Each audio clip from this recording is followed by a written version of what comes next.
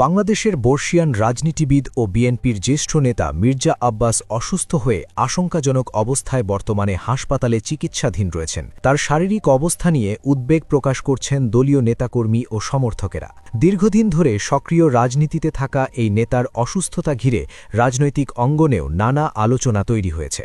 বিশেষ করে সাম্প্রতিক সময়ে তাঁকে ঘিরে অনলাইন ও রাজনৈতিক পরিসরে যে ধরনের বক্তব্য, সমালোচনা এবং কটূক্তি ছড়িয়ে পড়েছিল তা নিয়েও নতুন করে বিতর্ক শুরু হয়েছে। গত কয়েক মাস ধরে মির্জা আব্বাসকে লক্ষ্য করে সামাজিক যোগাযোগ মাধ্যম ও রাজনৈতিক আলোচনায় নানা ধরনের কড়া সমালোচনা, গালাগালি ও ব্যক্তিগত আক্রমণের ঘটনা ঘটেছে। তার সমর্থকদের মতে এসব বক্তব্যের অনেকগুলোই ছিল অশালীন এবং উদ্দেশ্যপ্রণোদিত। তাদের দাবি, রাজনৈতিক মতভেদের বাইরে গিয়ে ব্যক্তিগত পর্যায়ে কটূক্তি ও অপমানজনক মন্তব্য রাজনীতির পরিবেশকে ক্রমশ বিষাক্ত করে তুলছে।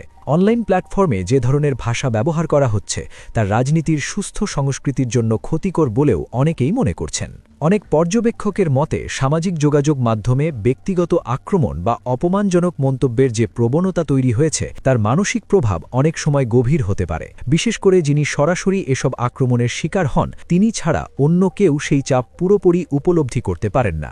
রাজনৈতিক মতবিরোধকে কেন্দ্র করে গালাগালি ও অপমানকে প্রতিবাদের ভাষা হিসেবে ব্যবহার করার প্রবণতা নিয়ে অনেকেই উদ্বেগ প্রকাশ করছেন। এ প্রসঙ্গে বিএনপিপন্থী চিকিৎসক ডাক্তার সাখাওয়াত হোসাইন সায়ন্ত বলেন, মির্জা আব্বাসের সাম্প্রতিক অসুস্থতার পেছনে দীর্ঘদিনের মানসিক চাপও একটি কারণ হতে পারে। তার মতে বিশেষ করে সামাজিক যোগাযোগ মাধ্যমে কিছু ব্যক্তির ধারাবাহিক আক্রমণ ও কটূক্তি এই চাপকে বাড়িয়ে দিয়েছে। তিনি বলেন, একাধিকবার মির্জা আব্বাসকে লক্ষ্য করে যে ধরনের মন্তব্য করা হয়েছে তা একজন রাজনৈতিক ব্যক্তিত্বের জন্য মানসিকভাবে বিরক্তিকর ও চাপ সৃষ্টি করার মতো। ডাক্তার সাখাওয়াত হোসাইন সায়ন্থের বক্তব্যে বিশেষভাবে উঠে আসে নাসিরউদ্দিন পাটোয়ারির নাম। তার অভিযোগ, নাসিরউদ্দিন পাটোয়ারি দীর্ঘদিন ধরে মির্জা আব্বাসকে উদ্দেশ্য করে অশোভন মন্তব্য করে আসছিলেন। এসব আচরণে মির্জা আব্বাসের মধ্যে ক্ষোভ ও মানসিক চাপ তৈরি হলেও রাজনৈতিক বাস্তবতার কারণে তিনি প্রকাশ্যে তেমন প্রতিক্রিয়া দেখাননি। কোনো ব্যক্তি যখন ধারাবাহিকভাবে ব্যক্তিগত আক্রমণের শিকার হন তখন সেটিকে উপেক্ষা করা সবসময় সহজ নয়। তিনি আরও বলেন, কেউ যদি